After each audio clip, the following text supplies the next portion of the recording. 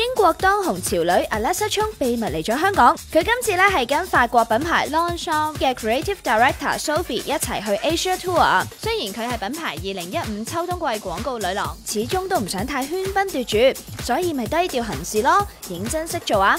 品牌就為佢喺夜晚搞咗個 Welcome Dinner， 仲 private 到只請30幾個唔同界別嘅 VIP， 好似造型師翡翠、主持界嘅 Sonia 史澤雅同埋插畫界嘅 Miko。Alessa Chung 當晚呢有如人肉報警版，狂被集郵啊！佢 nice 到來者不拒，興起時仲揸埋你部機一齊玩 selfie 添。當晚嘅高潮位就係大家一齊同呢位潮女玩 dessert jamming 啊，係用甜品同埋果醬畫出圖案。睇唔睇到 Alessa 畫緊乜呢？原來係一男一女嘅人頭像嚟㗎。佢唔止着衫着得潮，仲好有創作嘅藝術細胞添。